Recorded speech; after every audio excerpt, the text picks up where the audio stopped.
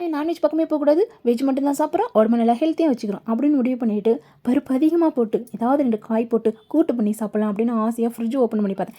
ஏன் நேரம் கூட்டு பண்ணுற மாதிரி அந்த காய் எல்லாமே வதங்கி போயிடுச்சுங்க. சரி என்னதான் காய் இருக்குன்னு பார்த்தேன், பரவாயில்ல ஹெல்த்தியான வெஜிடபிள்ஸும் இருக்க தான் செஞ்சுது. சரி கேரட்டு, பீன்ஸு, பட்டாணி, தக்காளி இதெல்லாம் வச்சு ஒரு வெஜ் ரைஸ் பண்ணிடலாம் அப்படின்னு சொல்லிட்டு எல்லாமே கட் பண்ணி வச்சுக்கிட்டேன். ரைஸ்க்கு என்னென்ன வெஜிடபிள் யூஸ் பண்ணியிருக்கேன்னா, ஒரு தக்காளி, 4 பீன்ஸு, ஒரு கேரட்டு, கொஞ்சமாக பட்டாணி, ஒரு வெங்காயம், கொஞ்சமாக கொத்தமல்லி, ஒரு பச்சை மிளகாய்.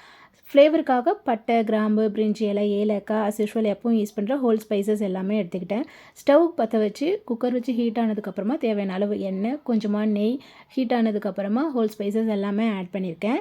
அதுக்கப்புறமா வெங்காயம் கூடவே கொஞ்சம் உப்பு நல்லா வதங்கிறதுக்காக, அதுக்கப்புறம் தக்காளி கட் பண்ணி வச்சுருக்கிற எல்லா வெஜிடபிளுமே போட்டு நல்லா வதங்கினதுக்கப்புறமா கொஞ்சமாக இஞ்சி பூண்டு பேஸ்ட்டு, கொத்தமல்லி, பச்சை மிளகாய், மஞ்சத்தூள், தனி மிளகாய் தூள், கரம் மசாலா, வேறு எந்த பவுடருமே நான் யூஸ் பண்ணலை.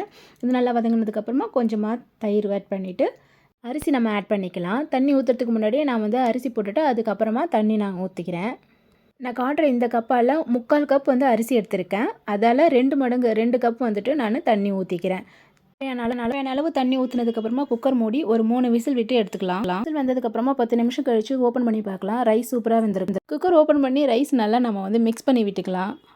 அப்புறம் என்ன, நம்மளோட ரைஸ் சூப்பராக ரெடி ஆகிடுச்சு. பிளேட்டில் மாற்றி சாப்பிட்டு ஸ்டார்ட் பண்ணிடலாம். உங்களுக்கு பிடிச்சிருந்தா நீங்களே இதே மாதிரி ட்ரை பண்ணி பாருங்கள். சப்ஸ்கிரைப் பண்ண மோர் வீடியோஸ்